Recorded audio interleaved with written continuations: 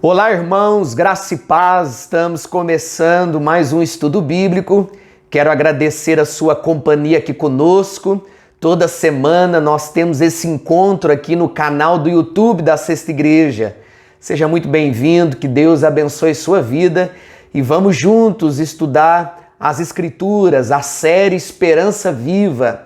Essa série que está baseada nas cartas do apóstolo Pedro, duas cartas do Novo Testamento, preciosas, com lições muito importantes para a nossa vida e para a nossa caminhada cristã. E eu espero que essas palavras possam encher o seu coração de esperança e de alegria na presença do nosso Deus. Mas antes de nós continuarmos a série Esperança Viva, eu quero fazer um convite a você e a sua família para estarem conosco no próximo dia 5, um sábado, a partir das 19h30, na programação Família Adoradora. Será um tempo muito especial, um tempo de adorarmos a Deus juntos e convidamos você e a sua casa para participarem conosco no próximo dia 5 de novembro, a partir das 19h30. Então reúna sua família, marque essa data e esteja aqui conosco, adorando a Deus e celebrando a Jesus Cristo, o nosso Salvador.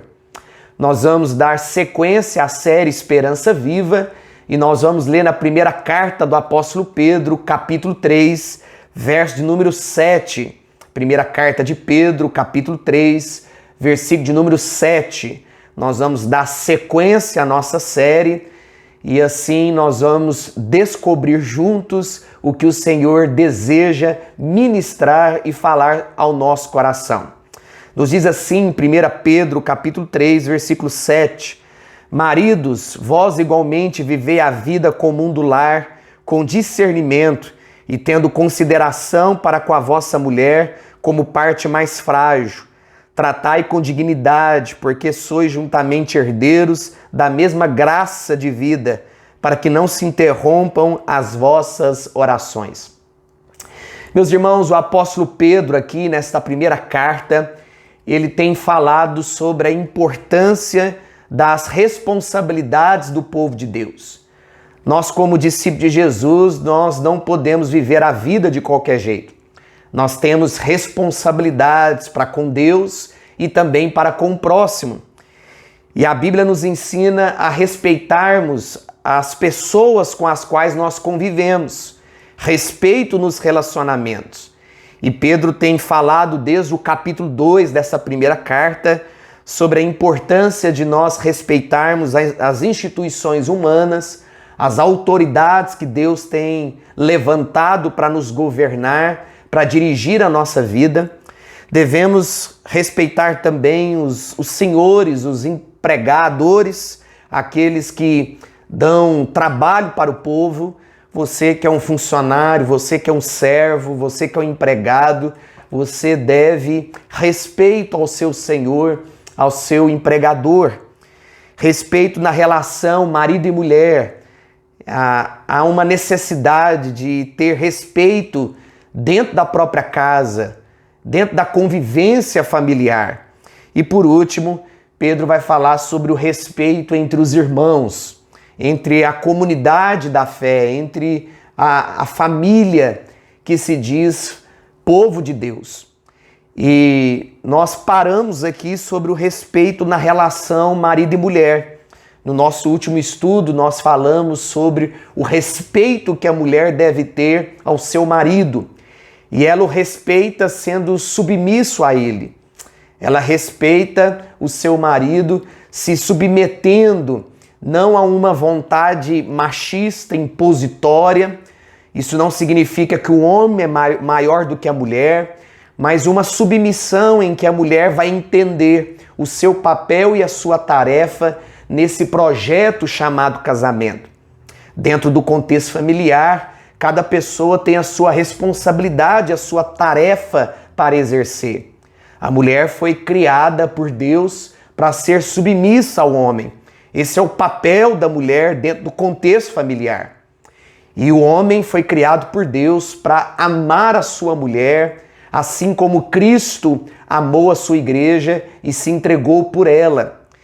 Então a mulher, ela respeita o homem na medida que ela é submissa a ele, e o marido, ele respeita a sua esposa à medida que ele a ama de todo o seu coração.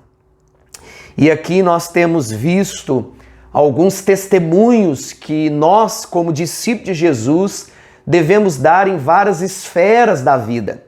Nós devemos dar testemunho no contexto da política, nós devemos respeitar as autoridades que Deus tem levantado para nos governar, devemos respeitar uns aos outros no ambiente profissional, nós devemos respeitar o nosso patrão, aquele que foi escolhido por Deus para nos liderar. Devemos também respeitar aqueles que estão dentro do contexto familiar, aqueles que caminham conosco diariamente nesse projeto chamado família. E devemos também respeitar uns aos outros dentro da própria igreja, dentro desta família, a família da fé. Então, queridos, a ética cristã, ela é recíproca no governo, assim como nós devemos ter ética com aqueles que nos lideram, que nos governam, aqueles também que nos governam devem ter ética também na condução das suas responsabilidades e tarefas. Não é apenas ter ética com o político, mas também lembrar que o político também deve ter ética com o povo, com a população a qual o elegeu. Nós devemos também ter ética cristã no trabalho e na família. São uma via de mão dupla. À medida que nós respeitamos aqueles que nos lideram, esses também devem nos respeitar. Isso acontece também no contexto familiar. Não há dois pesos e duas medidas. Assim como a mulher deve respeitar o seu marido, assim também um homem deve respeitar a sua esposa. Principalmente no caso do homem, que deve amar a sua mulher assim como Cristo amou a sua igreja e se entregou por ela. Então, queridos, na caminhada da vida, nós temos essa responsabilidade. Nós devemos respeito às pessoas. Mas lembrando que essas pessoas também devem nos respeitar. Não significa que você só vai respeitar enquanto as pessoas respeitarem você. Não é isso que a Bíblia está ensinando. O que a Bíblia está ensinando é que é uma via de mão dupla. Assim como nós devemos respeitar aqueles que convivem conosco, essas mesmas pessoas também devem nos respeitar. É assim que nós caminhamos e vivemos a vida segundo as Escrituras. A submissão da esposa não dá ao marido o direito de ser rude com ela, de tratá-la de qualquer forma. Pelo contrário, à medida que a mulher respeita o seu marido, esse marido então deve se esforçar para também respeitá-la e amá-la. Pedro, a partir do capítulo 3, versos 1 a 17, ele vai expor o dever dos crentes em testemunhar na própria família, seja a família sanguínea ou seja também a família da fé. Nós temos duas famílias como discípulos de Jesus. Nós temos a família que nos gerou, a família com a qual nós convivemos, aquela família que é do nosso sangue, e nós temos também a família da fé, a igreja, o povo de Deus. E o apóstolo Pedro aqui no capítulo 3, os versos de 1 a 6, ele vai falar sobre a responsabilidade da esposa para com o marido. E nós já tratamos esse assunto nos nossos estudos anteriores. Caso você perdeu esse estudo, procure aí no canal do YouTube e participe dessa aula, assista essa aula para que você descubra como que a mulher deve respeitar ao seu marido. E o verso 7, Pedro vai falar sobre a responsabilidade do marido para com a esposa. Muitas pessoas, ao lerem esse capítulo 3, vão se perguntar por que Pedro gasta 6 versículos para falar do respeito que a mulher deve ter em favor do seu marido e apenas um versículo para se dirigir aos homens. É porque as mulheres enfrentavam mais dificuldades culturais naquela época do que os homens, especialmente em casamentos mistos, no qual a mulher professava a fé em Cristo Jesus e o seu marido não. onde ela estava casada com um homem que não temia a Deus. E é por isso que Pedro vai falar sobre os direitos e deveres da mulher, principalmente aquelas que vivem esse casamento misto, que se uniram a um homem que não professa a mesma fé. É sobre essas necessidades, é sobre esse contexto daquela época que Pedro então vai se dirigir às mulheres, trazendo mais orientações e conselhos. Na cultura do primeiro século, a mulher seguia necessariamente a religião do marido.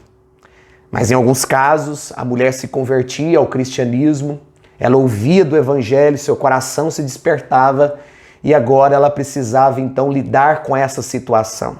Uma tensão dentro do lar.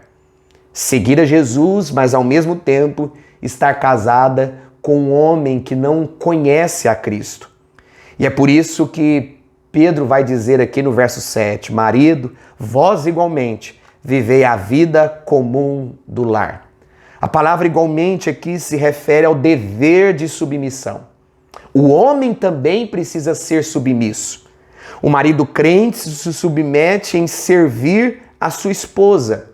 E como que ele faz isso? Como que ele serve a sua esposa? Com amor e sensibilidade.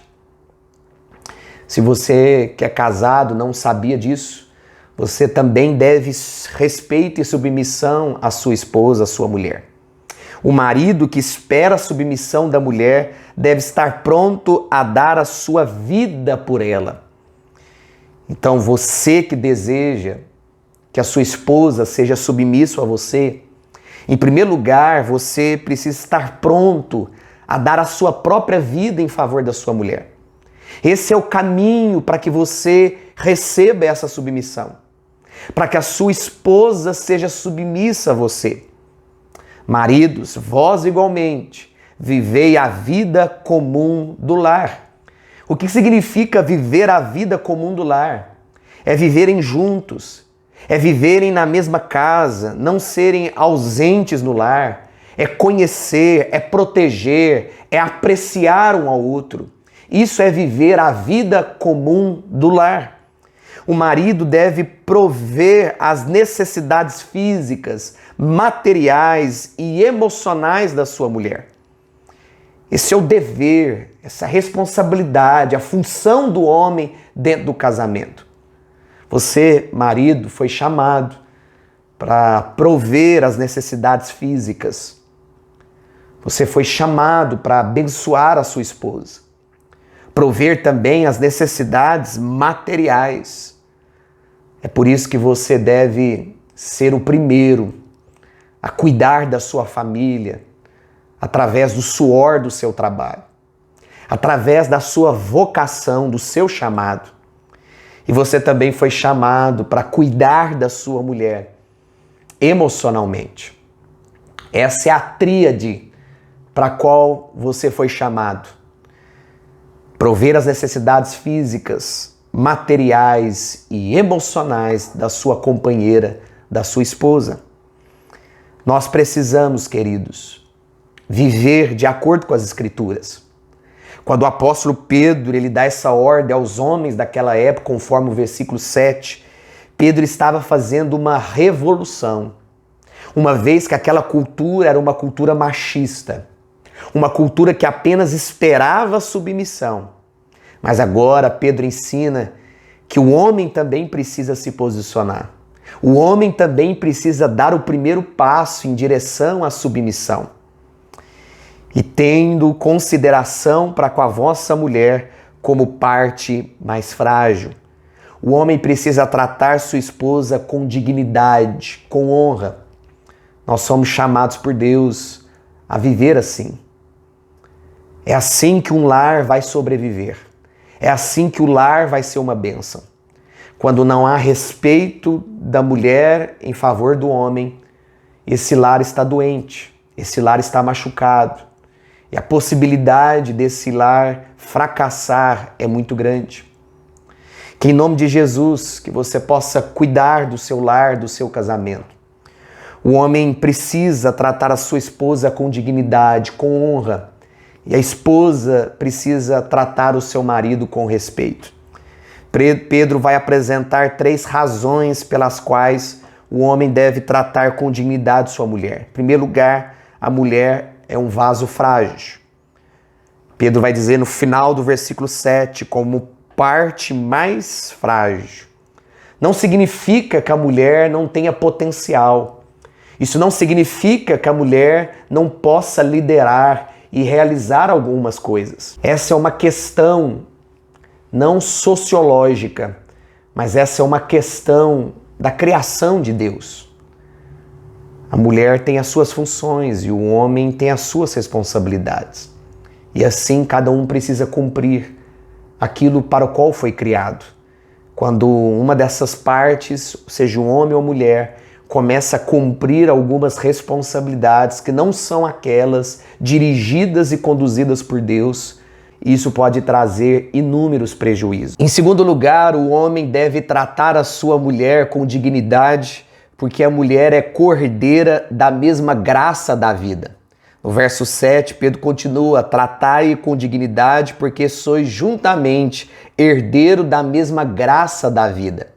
O apóstolo Pedro aqui, ele vai dizer que no cristianismo as mulheres têm iguais direitos espirituais do que os homens. No reino de Deus, o homem não é mais importante do que a mulher. A mulher não é mais importante do que o homem. Os dois têm valores iguais diante de Deus. Isso significa que você, mulher, é tão abençoada por Deus quanto o homem é abençoado por Deus. Você tem valores espirituais. Você é uma bênção. Você também foi criada à imagem e semelhança de Deus. Em terceiro lugar, o homem deve tratar a sua mulher com dignidade para que não se interrompa as vossas orações. Olha o que Pedro vai dizer no final do verso 7. Para que não se interrompam as vossas orações. Isso aqui é algo muito sério. Quando o homem não trata a sua mulher com dignidade, as suas orações não são ouvidas. Quando falta respeito do homem para com a sua mulher, as orações desse marido, desse homem, são interrompidas. Deus não atende a oração do marido que trata mal a sua esposa. Isso é algo muito sério. Isso significa que o relacionamento conjugal é algo sublime, é algo espiritual. Casamento também é algo espiritual. Casamento é uma bênção de Deus. Sabemos que o que cerca o casamento são grandes dificuldades, grandes tentações, grandes problemas. Mas nós cremos que quando cada um cumpre o seu papel, a sua responsabilidade dentro desse relacionamento, ali está a bênção de Deus e a vida para sempre. Há uma frase do teólogo Matteo Reni que diz o seguinte: todos os casados devem se empenhar em se comportar de forma tão amável e pacífica um com o outro, que não atrapalhem com suas brigas as suas orações. As orações têm tudo a ver com o relacionamento que você desenvolve, esse relacionamento que você tem conduzido aí na sua vida. Que no nome de Jesus, que você seja um parceiro, que você seja uma parceira, que abençoe o seu cônjuge, que você se torne uma bênção a cada dia, que você procure ajudar o seu cônjuge a se aproximar mais de Deus, a conhecer mais de Deus, a experimentar mais de Deus. Que você seja sensível aos sentimentos e necessidades do seu cônjuge, para que assim haja amor e respeito no seu relacionamento. Que você possa realmente ter visto aqui nesse capítulo 3 da primeira carta do apóstolo Pedro, as responsabilidades que você tem dentro do seu contexto familiar, para que essas responsabilidades, quando não forem exercidas, não lhe prejudiquem nas suas orações, na sua vida com Deus. Que o Senhor continue fortalecendo, nos abençoando, que a bênção do Senhor repouse sobre as famílias e que haja paz, que haja cumprimento de responsabilidades conforme as Escrituras nos ensinam. Que Deus abençoe. Na semana que vem nós vamos continuar agora falando sobre o relacionamento dentro da comunidade da fé, o relacionamento chamado eclesiástico, como que nós devemos nos portar dentro da igreja, desse rebanho, dessa comunidade de discípulos de Jesus. Que você esteja conosco, acompanhando os nossos estudos e atento àquilo que Deus tem para ministrar sobre o nosso coração. Vamos orar, encerrando esse estudo bíblico, que o Senhor lhe dê um bom restante de semana para a glória do nosso Deus. Pai, nós te louvamos, nós te agradecemos pela Tua palavra que é viva e eficaz, Tua palavra que é uma bênção na nossa vida, em todos os nossos relacionamentos. Abençoe, ó Deus, o Teu povo, abençoe os maridos, as esposas, cada cônjuge que está nos assistindo nessa hora. Que o Senhor abençoe as famílias, que haja crescimento, amadurecimento, fortalecimento espiritual. E pedimos, ó Deus, que o Senhor continue guiando e conduzindo o nosso coração. É que nós oramos, gratos por tudo, em nome de Jesus. Amém. Deus abençoe sua vida.